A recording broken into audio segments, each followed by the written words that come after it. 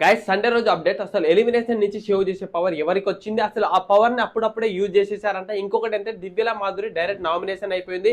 అసలు తను ఎందుకు నామినేషన్ అయింది ప్రతి ఒక్కటి ఈ వీడియోలో క్లారిటీగా చెప్తాం మామ. హాయ్ గైస్, నా పేరు Suman, welcome to Chennai channel. కొత్తగా వచ్చేటోళ్ళు ఎవరైనా మన ఛానల్ సబ్స్క్రైబ్ చేసుకొని వీడియో చూస్తూ ఒక లైక్ వేసుకోమమ్మ. దీనికి కనీసం ఒక 100 లైక్స్ అయినా రావాలి అమ్మ. వీడియోలో వెళ్ళిపోదాం. అసలు మనం ఎలిమినేషన్ నుంచి షో చేసే పవర్ అర్హులని నలుగురికి అన్నారు. వాళ్ళు ఎవరంటే ఇమాన్యుయల్ చేసిన ప్రకారం మన సుమన్ శెట్టి, డిమాండ్ పవన్, రీతు, తనుజ వీళ్ళకు ఒక టాస్క్ అంటే వరుసగా ఒకేసారి 3 టాస్క్లు ఉంటుంది అన్నమాట.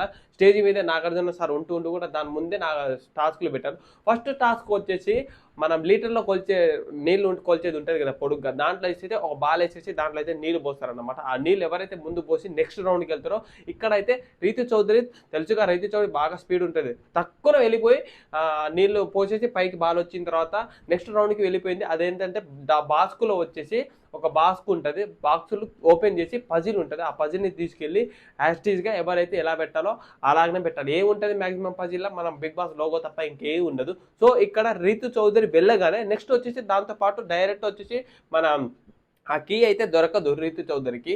మన తనుజకు వచ్చేసి కీ దొరుకుతుంది తొందరగా. సెకండ్ వచ్చిన తనుజ కీ దొరికి ఆ బాక్స్ ఓపెన్ చేసి ఆ పజిల్ వచ్చేసి హ్యాస్టీజ్గా పెట్టేస్తుంది.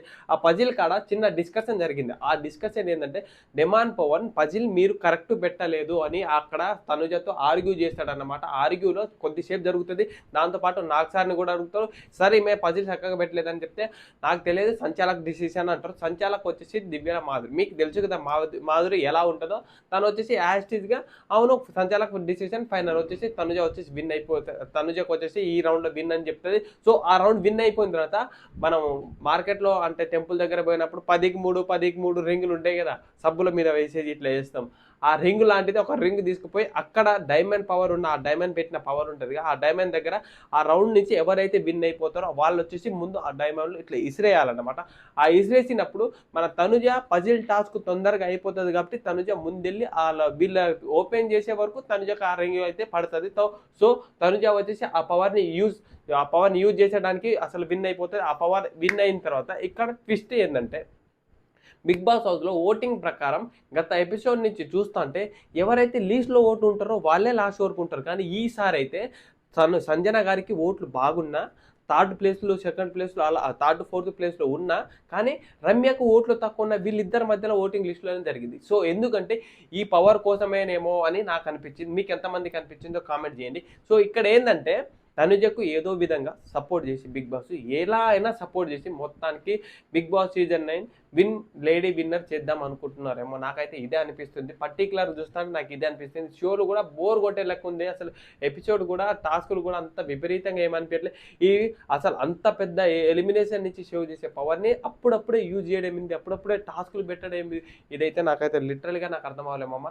అసలు తొందర పెడుతున్నాడు టాస్క్లు వెళ్ళి. ఇక్కడ ఎలిమినేషన్ రౌండ్లో లాస్ట్కి వచ్చేసి సంజన రమ్య ఉన్నప్పుడు అసలు ఇంకొకటి ఏంటంటే ఎలిమినేషన్ పవర్ మనకు తనుజాకు వచ్చింది కదా. మీరు నాకు సార్ ఏమన్నారంటే మీరు పవర్ని యూజ్ చేసి వీళ్ళిద్దరిలో ఎవరైనా సేవ్ చేస్తారా అని అన్నప్పుడు డైరెక్ట్ వచ్చేసి మన సంజనకి మన తనుజ వచ్చేసి నేనైతే సంజన మీద యూజ్ చేస్తా అని అనుకుంటాను. ఎందుకంటే మెయిన్ ట్విస్ట్ గుర్తుపెట్టు, సంజన దగ్గర మన తనుజ కొంచెం బ్యాడ్గా నడుస్తుంది. సో ఈమె దగ్గర గుడ్ అనిపించుకోవాలి, ఇటు నుంచి చూస్తేమో మాధురి దగ్గర బ్యాడ్ అనిపించుకోవాలి, అలా నడిపిద్దామనే ఆ ఉద్దేశంతో బిగ్ బాస్ ప్లాన్ వేస్తున్నారు అనమాట.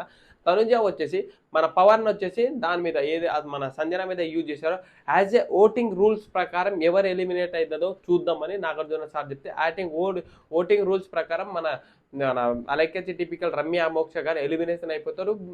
తను సంజన గారు అయితే ఈ వీక్ అయితే సేవ్ అయిపోతారు. ఆ పవర్ అయితే ఆ సేవ్ అనేది అక్కడి నుంచి వెళ్ళిపోయింది. ఇంకోటి ఏంటంటే దివ్యల మాధురికి ఎక్కువ ఆల్మోస్ట్ చాలా వరకు మెడల బోర్డు వచ్చాయి కదా నేను సాటర్డే ఎపిసోడ్.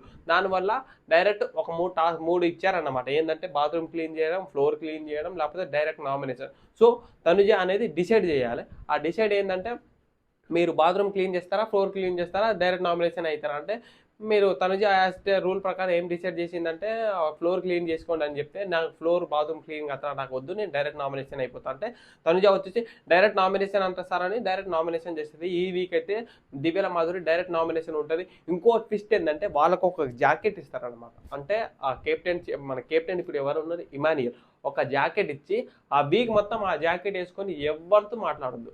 అది ఎవరికి ఇస్తారంటే మీకు తెలుసు కదా, మన తనుజ అమ్మ సంజన గారికి ఇస్తారు. ఎందుకంటే తను ఉంటే కెప్టెన్సీ చక్కగా నేను నడిపించుకోలేను అనే ఆ ఉద్దేశంతో మన మన ఇమానియల్ వచ్చేసి తనుజ కార్డు ఇచ్చేస్తారు అన్నమాట. ఇంకతో ఎపిసోడ్ అయిపోయింది మామ. ఎపిసోడ్ అనేది చాలా లాగ్ ఉంటుంది, అంత ఇంట్రెస్టింగ్ ఏమనిపించట్లేదు నాకైతే. అయినా చూడాలి కదా, మీకు ఉన్నదా కొంచెం బయట చెప్పాలని ఆ ఉద్దేశంతో నేనైతే ఏదో ఒకటి చెప్తాను. అంత ఇంట్రెస్టింగ్ అయితే ఏం నడవట్లే.